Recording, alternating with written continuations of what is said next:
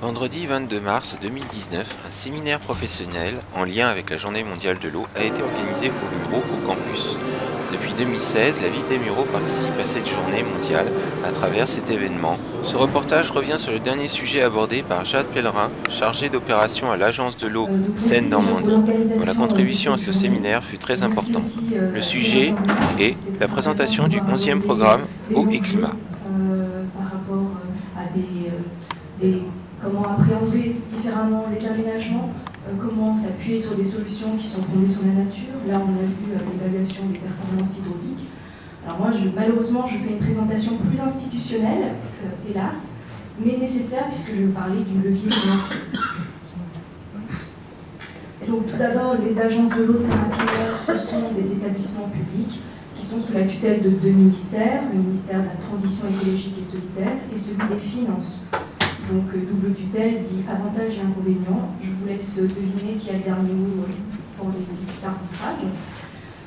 Donc les agences de l'eau sont organisées par bassin hydrographique. Il y en a 6 en France métropolitaine. Donc les agences ont pour mission de financer des ouvrages et des actions pour préserver la ressource en eau et lutter contre la pollution. Elles perçoivent donc des redevances. Généralement, c'est les redevances que vous voyez sur votre facture d'eau. Il y a une petite contribution pour l'agence modernisation des réseaux de collecte. Et donc on réinvestit cet argent dans des projets d'amélioration de l'eau. Les bénéficiaires des aides sont les collectivités, les activités économiques, les agriculteurs et les associations. On en a parlé aussi ce matin. Aujourd'hui, l'objectif, c'est la directive cadre sur l'eau, c'est l'atteinte du bon état des eaux. Et les agences en fait interviennent dans le cadre de programmes pluriannuels qui sont votés en conseil d'administration de chaque agence et également validés par le comité de bassin. Donc en fait, c'est un petit peu le Parlement de l'eau. C'est l'ensemble des usagers en fait, de l'eau qui sont représentés au sein du comité de bassin. Donc là, maintenant, je vais vous parler du 11e programme de l'agence de l'eau Seine-Normandie. Donc il est rentré en vigueur depuis le 1er janvier 2019. Et ce qui est important de retenir, c'est que c'est le 11e programme basé sur l'eau et le climat. Les principales évolutions sont qu'il y a une baisse en fait, des redevances. Donc en fait, on perçoit quand même 3,9 milliards de redevances sur 6 ans. Mais il y a quand même une baisse par rapport à la redevance modernisation des réseaux de collecte. On a diminué cette redevance, donc ça touche directement les consommateurs. Mais en revanche, on a augmenté la redevance de pollution diffuse, c'est celle qui est en fait payée par les vendeurs de produits phytosanitaires. Donc on a modulé aussi les redevances en fonction de la qualité en fait, de la masse d'eau, en fonction des tensions quantitatives. On a essayé en fait finalement d'essayer d'être plus efficace sur les endroits où on doit faire plus de travail. Donc on le voit ensuite dans la redistribution des aides.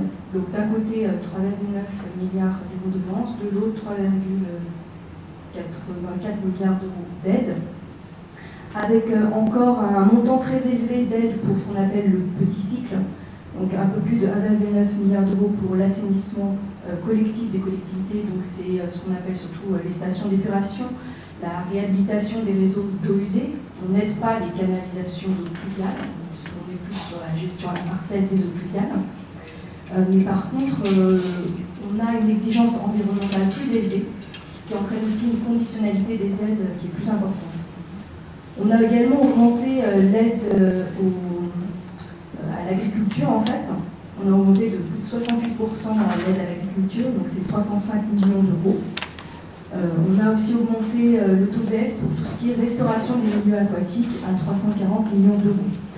Il faut aussi se rappeler qu'on finance en partie l'Agence française pour la biodiversité et l'Office national de chasse et de la faune sauvage pour 720 millions d'euros. Donc aujourd'hui, notre ambition, c'est de préconiser, de mettre en œuvre des solutions qui sont fondées sur la nature, c'est-à-dire qui s'appuient sur les écosystèmes, qui permettent de lutter contre les inondations en remettant en place, par exemple, des zones d'expansion naturelle de crues, de lutter contre les îlots de chaleur, et tout ça tout en respectant et en en restaurant la continuité écologique des cours d'eau et la reconquête aussi de la biodiversité. Donc les 5 grandes priorités pour les 6 ans à venir.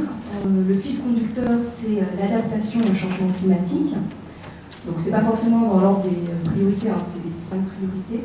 Donc le premier, entre guillemets, c'est l'objectif du bon état des masses d'eau, c'est-à-dire qu'en 2021, 62% des cours d'eau, des masses d'eau doivent être en bon état, contre 40% aujourd'hui. Et on doit également diminuer les pollutions, les micropolluants. La priorité 2, l'adaptation au changement climatique, c'est-à-dire qu'en fait, dans le 11e programme, on l'affiche comme ça, mais on le faisait déjà en fait auparavant, notamment sur tout ce qui est préservation de zones humides, en mettant en place des projets de gestion à la parcelle des eaux pluviales. Ensuite, on parle de la reconquête de la biodiversité, mais liée à la gestion de l'eau et à la protection du milieu marin. Donc en fait, on va plutôt travailler sur la restauration et la protection des habitats. Et en fait, on fait de la biodiversité entre guillemets indirecte. Par exemple, quand on développe des projets de gestion à la source des eaux pluviales avec des espaces végétalisés, ça favorise le retour de la biodiversité. Pour ce qui est de la mobilisation des acteurs et la solidarité avec les territoires ruraux, c'est conformément en fait aux conclusions des assises de l'eau qui se sont tenues à l'été 2018. On essaie de prioriser les aides aux communes rurales. Alors en fait, les communes rurales sont celles qui sont situées en zone de revitalisation rurale. Donc en 2018, il y avait une liste prédéfinie. Pour le bassin en fait, francilien, ça représente en fait 8% de la population, donc c'est-à-dire c'est 1,5 million d'habitants, et ça touche 44% des communes rurales. En 2021, ce zonage va évoluer, et en fait, il y aura une baisse puisque ça correspondra à 33% des communes, parce qu'on espère que les communes qui étaient en zone sensible auront progressé. Enfin, la protection de la santé publique, c'est pour évidemment éviter l'exposition aux pollutions, l'exposition humaine aux pollutions sur des zones sensibles, notamment les captages d'alimentation en eau potable, et puis les zones sensibles, là où il y a par exemple des cultures marines, aussi là où on peut se baigner par exemple. Alors là, c'est pour vous présenter en fait les différents types d'actions qui sont aidées. Donc ce qu'il faut retenir, c'est que les actions doivent être ciblées sur des territoires cohérents, principalement là où les masses d'eau sont en mauvais état. On privilégie les actions préventives aux actions curatives et on privilégie évidemment aussi l'investissement par rapport aux frais de fonctionnement ou d'entretien. Donc l'assainissement, ça reste encore un volet important. Donc station d'épuration, réhabilitation des réseaux d'eau usée. Alors pour l'assainissement non collectif, ça a été un grand débat. C'est vrai qu'on se désengage petit à petit de l'assainissement non collectif et on ne peut aider que pour des zones prioritaires. Et bon, en Ile-de-France, en fait, il y a très peu de zones qui ont été identifiées comme prioritaires. Donc les aides sont conditionnées aussi à une bonne gestion patrimoniale pour ce qui est de l'assainissement. Donc ça veut dire que les travaux doivent être issus du schéma directeur d'assainissement ou d'un diagnostic permanent. On a aussi un nouveau critère d'éligibilité qui est le bon remplissage de la base de données des systèmes d'information des services publics de l'eau et de l'assainissement, c'est le 6PA. C'est-à-dire qu'en fait, on demande aux collectivités de remplir cette base de données qui est gérée par les services de l'État pour une meilleure transparence et information du fonctionnement de ces services. Ensuite, on a parlé donc des aides aux activités économiques, aux industriels.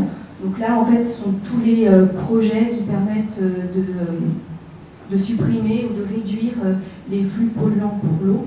Donc ça peut être les déchets dangereux pour l'eau, ça peut être des projets de dépollution sur site, ça touche aussi les projets d'économie d'eau, mais également aussi, par exemple, des parkings végétalisés sur des sièges sociaux. On accompagne aussi la transition agricole, notamment pour tout ce qui est diminution des niveaux d'intrants, que ce soit phytosanitaires, nitrates, etc., produits chimiques.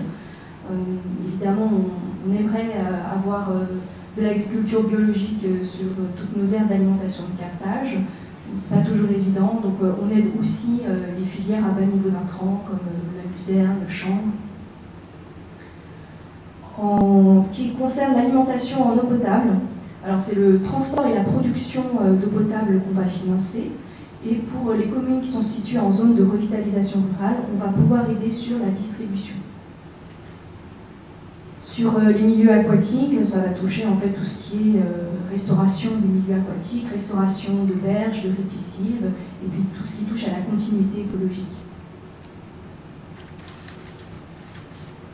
Alors, maintenant, je vais vous présenter les priorités pour chaque thématique. Et pour l'assainissement, la priorité est portée sur la mise en conformité des branchements en domaine privé. Donc en fait, ça reste encore un gros point noir du système d'assainissement. Donc quand on parle du domaine privé, ça concerne les particuliers, ça concerne aussi les raccordements des entreprises, mais également aussi des bâtiments communaux et intercommunaux, puisque les collectivités doivent faire preuve d'exemplarité. Donc les aides sont sous forme de forfait. Donc forfait bonifié parce que nous sommes en Île-de-France et c'est pour à cause de l'objectif en fait baignade 2024. Donc l'aide est un forfait de 3 500 € par branchement conforme. Donc, ça c'est pour les particuliers. Après on a aussi un petit calcul pour les immeubles bâtiments publics. Il y a un forfait supplémentaire pour la déconnexion des eaux gouttières qui est de 1 000 €. Donc la maîtrise d'ouvrage peut être publique, c'est-à-dire c'est la collectivité qui mène les travaux en domaine privé, avec des conventions avec les particuliers. Ou alors la maîtrise d'ouvrage est privée, c'est-à-dire que chaque particulier peut engager ses travaux, mais c'est toujours la collectivité qui est l'interlocuteur de l'agence pour pouvoir gérer les dossiers. Et on a une deuxième possibilité pour la maîtrise d'ouvrage privée, c'est de mettre en place une convention de mandat entre l'agence et la collectivité pour des facilités de versement des aides. Dans le cadre d'un contrat territorial eau et climat, on peut aider l'animation, la mise en conformité des branchements de domaine privé. C'est une aide au résultat, c'est-à-dire qu'on va aider en fonction du nombre de branchements mis en conformité. Alors pour ce qui est de l'eau potable et protection de la ressource, en fait, nous, on privilégie la priorité, on privilégie la protection des captages. Donc, il faut savoir qu'en Île-de-France, on a quand même 129 captages prioritaires et 158 captages sensibles. Donc, pour nous, on privilégie les actions préventives aux actions curatives. Donc, il est extrêmement important de délimiter les aires d'alimentation de captage, de bien identifier les zones vulnérables, de diagnostiquer les pressions pour pouvoir ensuite mettre en place un programme d'action pour diminuer les impacts sur l'eau et aussi faire un travail avec l'ensemble des acteurs du territoire. On parle des agriculteurs, mais aussi des collectivités, si elles laissent leur réseau non suivi, non géré, ça crée aussi des pollutions. Également des activités industrielles qui peuvent se situer à proximité ou qui peuvent impacter les captages d'eau potable. Donc l'objectif, lorsqu'on parle de protection des captages, c'est de diminuer l'usage des intrants chimiques. Et donc on souhaite accompagner l'ensemble des acteurs. Donc, par exemple, pour les acteurs économiques, ça peut être donc, les gestionnaires d'espaces verts, ou les sites industriels qui ont à gérer des espaces verts comme SNCF, RFF, où là on va travailler avec eux pour ne plus utiliser de produits phytosanitaires pour gérer leurs espaces. Pour les exploitations agricoles, c'est du conseil individuel dans un cadre collectif. On peut aussi les aider dans le cadre du plan Ecophyto 2 à diminuer l'utilisation des produits phytosanitaires et également toutes les mesures agro-environnementales ou climatiques, les MAEC, où là aussi il y a certains items qui permettent d'accompagner les agriculteurs pour diminuer l'usage des produits chimiques. Pour les développements de filières agricoles à pas de niveau d'intrants, on a parlé un petit peu tout à l'heure, ça va être sur les produits de transformation, les filières de transformation et de production. Ça peut être aussi sur la bioénergie, la biomasse en fait. Et aussi tout ce qui est sensibilisation, formation, parce qu'on se rend compte que un programme d'action qui est mis en œuvre avec l'ensemble des acteurs sur une aire d'alimentation de captage nécessite beaucoup de temps, de sensibilisation, de formation, d'accompagnement aussi au changement des pratiques. Donc tout ça, c'est aidé à hauteur de 40 à 80% de subventions. Pour les eaux pluviales, donc, je ne vais pas revenir sur les enjeux et fonder des techniques alternatives. Donc, soit du point de vue de l'agence, il y a deux volets qui nous intéressent. C'est la maîtrise des pollutions dès l'origine du ruissellement et réduire les volumes d'eau ruisselée vers les réseaux pour les pluies courantes. Alors, on n'a peut-être pas forcément parlé, mais les pluies courantes en Île-de-France, en fait, pour une surface donnée, ça représente une hauteur d'eau de 10 mm qui est infiltrée en 24 heures, et ça représente quand même 80% des épisodes pluvieux. Donc, avec juste de l'apport de terre végétale, le choix de bonnes plantes, on peut favoriser l'infiltration et l'évapotranspiration et gérer cette petite hauteur de pluie. Donc on va aider sur deux volets, donc tout ce qui est études, donc les études sont aidées à hauteur de 50%, et ensuite pour les projets, donc ça peut être d'un maître d'ouvrage privé, les aides sont de 40 à 60% en fonction du statut de l'entreprise, parce qu'en fait on doit appliquer aussi l'encadrement communautaire par rapport à la concurrence. Et puis pour les collectivités, on a augmenté le taux d'aide, c'est un taux d'aide de 80%, avec un prix plafond de 30 € par mètre carré, sauf pour les toitures végétalisées où le prix plafond est à 100 € par mètre carré. Si vous voulez avoir plus d'informations, je vous invite à consulter les petits documents de communication que nous avons fait il y a quelques années. Donc quelques exemples des noues et des espaces verts en creux. Là c'est à Bois-Guillaume dans le 76.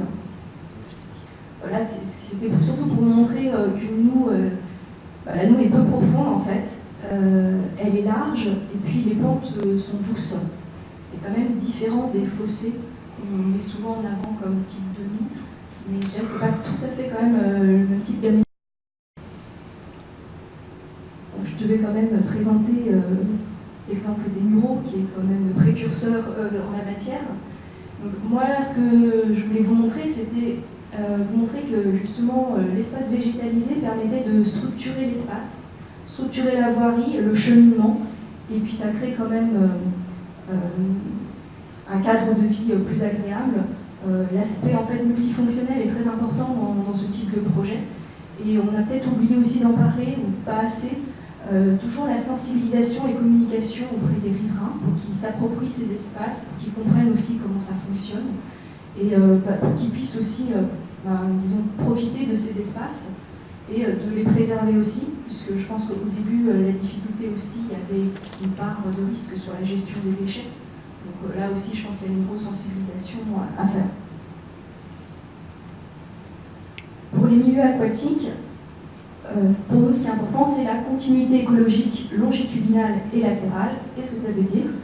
Alors, c'est juste l'histoire des cours d'eau. On se rend compte que les cours d'eau ont souvent été rectifiés, où on a mis des obstacles, des seuils, pour des usages anciens énergétiques ou agricoles. Donc, avec ces obstacles, évidemment, ça bloque tous les flux dynamiques du cours d'eau, les flux liquides, mais également solides, tout ce qui est sédiments, cailloux, etc., ne peut plus circuler librement. Donc, ça va avoir un impact, ça va avoir un effet de retenue, ça abîme les habitats. Les habitats des poissons, ça peut créer aussi un réchauffement du cours d'eau en période d'étiage, ça aggrave aussi les effets de l'eutrophisation. Il y a aussi un effet de blocage en fait, parce que quand on a par exemple des pales planches ou des bordures en béton, l'érosion naturelle des berges ne peut plus se faire. Et donc là aussi, ça pose un problème par rapport à un écoulement naturel du cours d'eau. Donc il y a plusieurs types de solutions. Alors ce qu'on peut, c'est la suppression totale de l'obstacle, donc l'arasement total.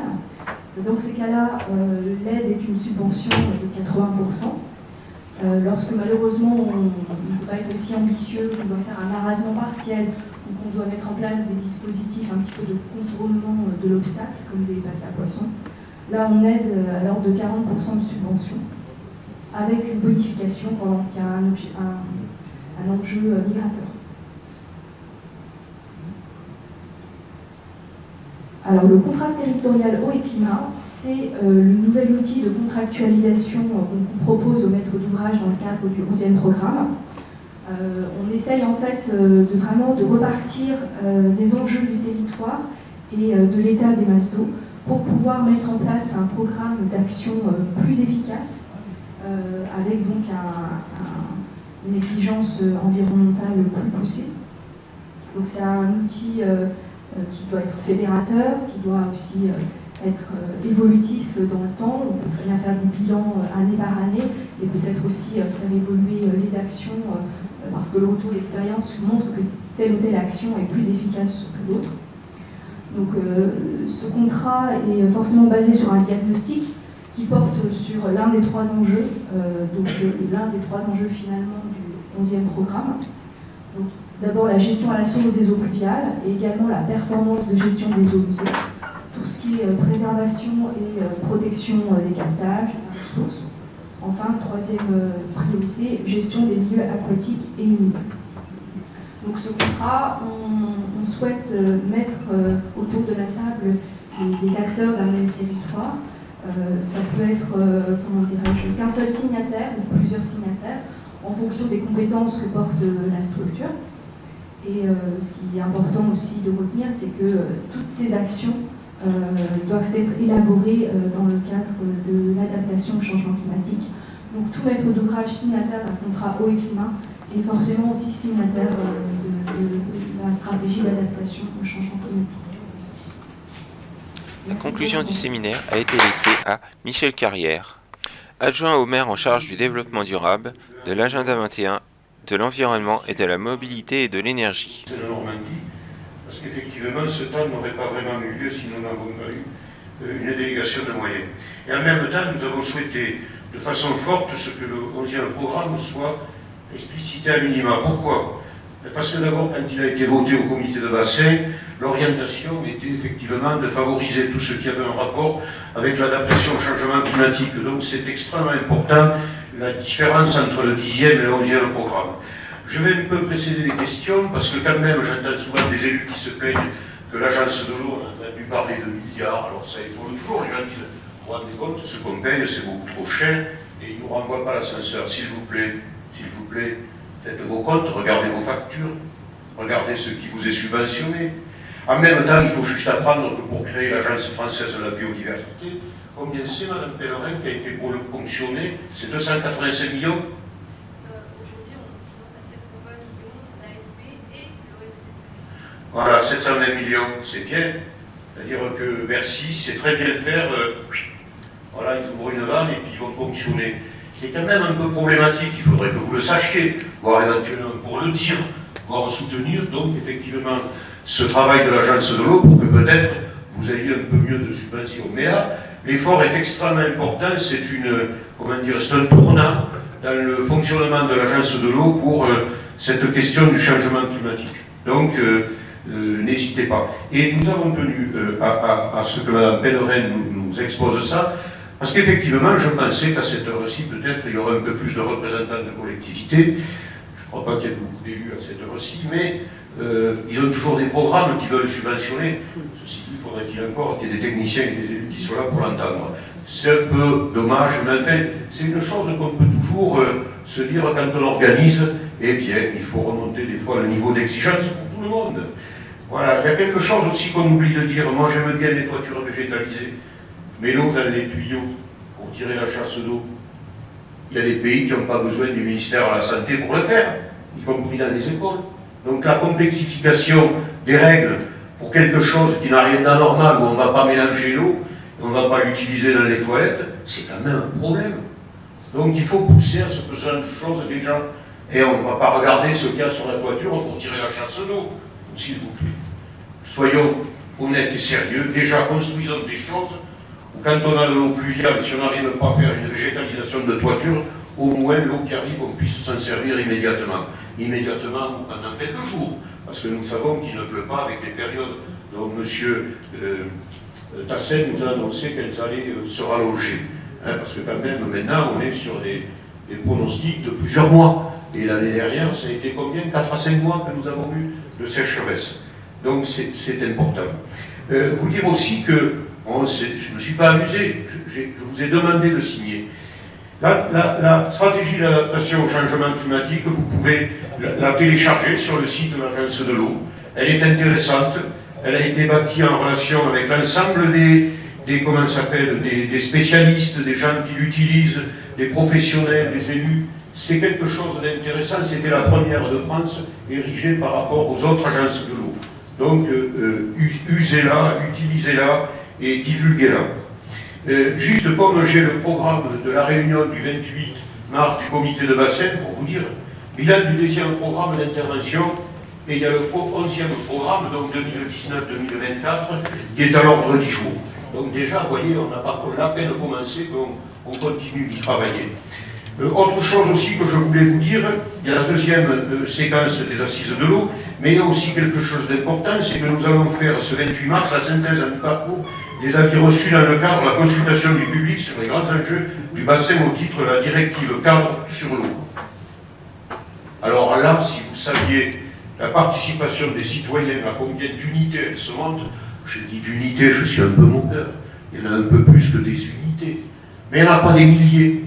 Donc vous êtes des acteurs aussi de cette vie.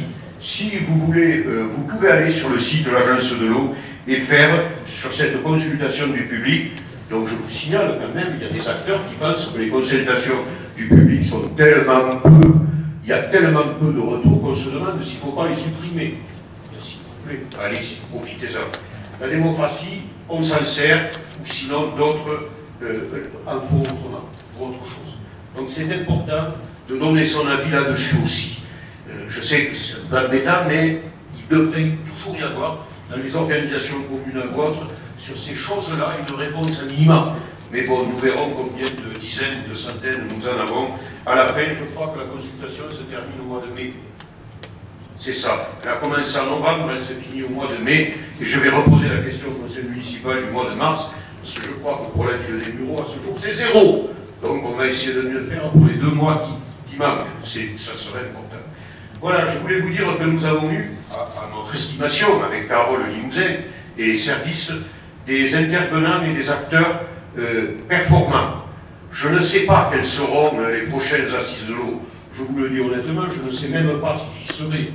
La seule chose que je sais, c'est que si j'y suis, nous essaierons d'être plus pratiques et nous attaquerons peut-être un peu plus dans le dur, qui est professionnel. Mais bon, un vendredi de printemps avec 18 degrés dehors, une veille de week-end, on se dit que peut-être ça n'a pas favorisé toutes les bonnes volontés. On a essayé les demi-journées, on a essayé la journée, on s'est dit, ah, peut-être autour d'un repas sympa, on peut discuter. Ce qui a été le cas et qui a permis de mettre des acteurs en présence les uns des autres et d'ouvrir le débat, puisque les 3 intervenants qui venaient de Nancy, de Lyon et de Rochefort sont repartis cet après-midi. Ils ne sont pas partis sitôt leur intervention faite et ils rentreront pour certains au milieu de la nuit, parce que les transports, c'est comme l'eau, c'est pas évident.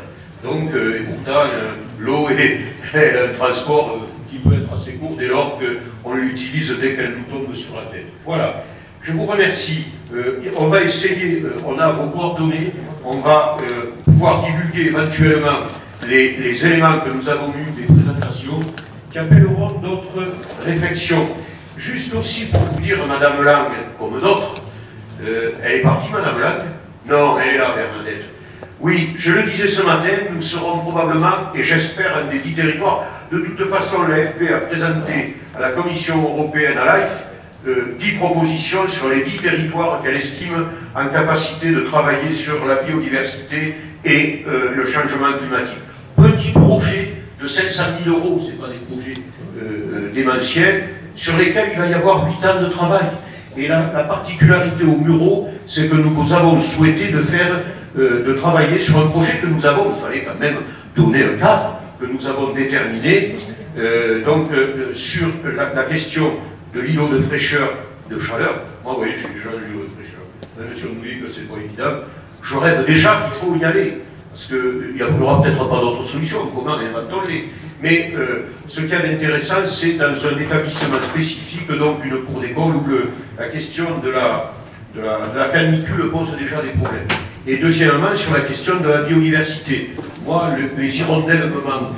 D'abord parce que je trouve ça très poétique et que sans hirondelles, avec les piaillements et tout, on mesure la qualité de l'air, la qualité des comment ça s'appelle, des insectes dans l'air, et en même temps, c'est quelque chose qui était inhérent à un paysage d'enfant. Quand on voyait, on pouvait déterminer la qualité des saisons et tout. La poétique est importante dans notre vie. Donc Bernadette aura intérêt à venir nous aider dans ce qui est un projet collaboratif.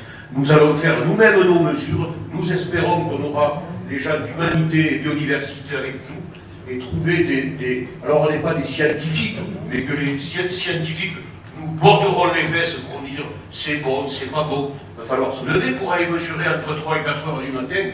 Et j'ai compris que Rémi qui était là ce matin, lui c'était son habitude.